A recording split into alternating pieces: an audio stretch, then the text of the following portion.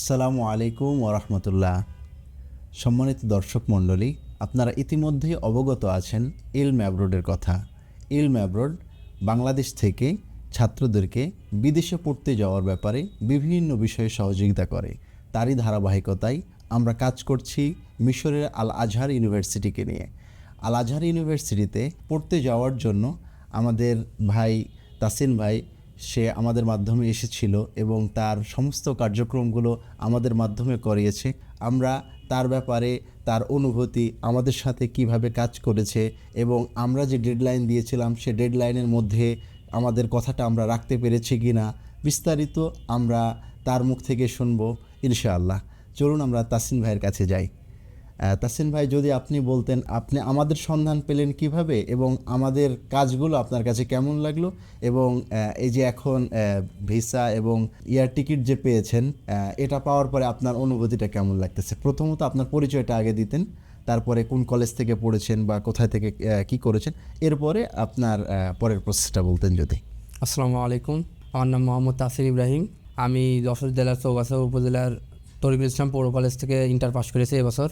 আমি মূলত প্রথমত এই প্রতিষ্ঠান বিষয়ে জেনেছি ইউটিউব থেকে, আবদুল্লাহ বিন আব্দুর রাজ্জাক, ওনার মুখ থেকে। ওনার শুনলাম একটু এইটা ওনার প্রতিষ্ঠান, এই জন্য বিভিন্ন রকম যোগাযোগ করে আসলাম। এসে পড়ালেখার জন্য তাদের সাথে অ্যাপ্রোচ করলাম, তাদেরকে বললাম তাদের আমার ভবিষ্যৎ সম্পর্কে। তবে তারা বললো যে আজহার বিশ্ববিদ্যালয়ে যাওয়া ভালো হবে। এই জন্য তিনারা 1 মাস সময় নিয়েছিল সার্টিফিকেট বেরোনোর পরে। তিনারা 1 মাসের আগেই আমার কাছে আমার এয়ার টিকিট এবং ভিসা দুটোই দিয়েছে।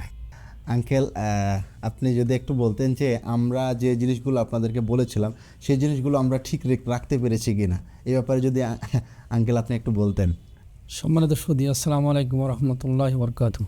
আজকে যে আমরা ইলম অ্যাব্রোড সম্বন্ধে যেটুকু আলোচনা হলো বা যেটুকু শুনলাম, সেই সম্বন্ধে অবশ্য আমি বিগত 1.5 মাস আগেও অবগত ছিলাম না।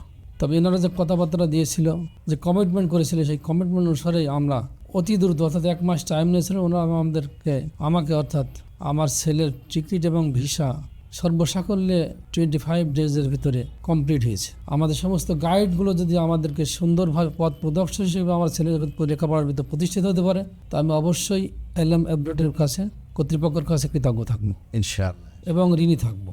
আমি বলতে পারবো যে না, আসলে আমি অ্যাকুরেট জায়গাটা চিনে আসতে পেরেছি এবং চিনার মাধ্যম দিয়ে আমি এগোতে পেরেছি ইনশাআল্লাহ, এবং আমি সঠিক জায়গায় এসেছি এবং সঠিকভাবেই আমি আমার কার্যক্রমকে শেষ করার জন্য এখানকার যারা কর্মকর্তা আছে, আব্দুল হাকিম সাহেব, উনি সার্বিক তত্ত্বাবধানে আমার যতটুকু কাজ করেছে, আলহামদুলিল্লাহ আমি উপকৃত হব ইনশাআল্লাহ।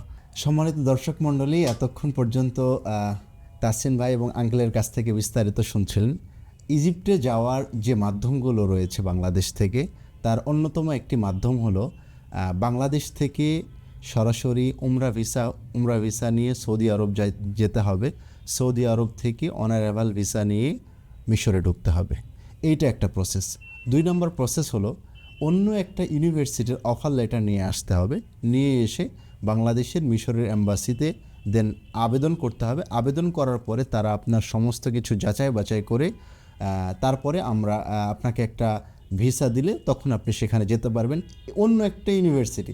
তারপরে ওই ইউনিভার্সিটির আন্ডারে যখন আপনি আজহারে চলে যাবেন, যাওয়ার পরে এখন এই যে অফার লেটার নিয়ে গেলেন, এই অফার লেটারটা শুধুমাত্র কাজ করবে যে মিশরে আপনি ঢুকতে পারতেছেন এই হিসাবে।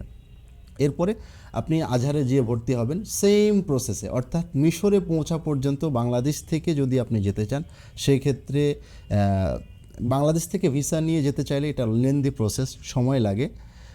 তবুও আমরা এটা এই প্রসেসটা আগে ছিল না, এই প্রসেসটা রিসেন্টলি শুরু হয়েছে। এটা আমরা কাজ শুরু করব ইনশাআল্লাহ। যদি আপনারা যে কোনো মাধ্যমে যদি যেতে চান, উমরা করে যদি যেতে চান, সেক্ষেত্রেও আমরা সাপোর্ট দিতে পারবো। দেন অন্য একটা ইউনিভার্সিটির অফার লেটার নিয়ে এসে তারপরে বাংলাদেশ থেকে যদি আপনি চান যে আমরা এখান থেকে অফার লেটার নিয়ে ভিসা নিয়ে ইজিপ্টে যাব, সেটাও আমরা করতে পারবো ইনশাআল্লাহ। জাযাকাল্লাহু খায়রান। দেখা হচ্ছে পরের আরেকটা ভিডিওতে। আসসালামু আলাইকুম।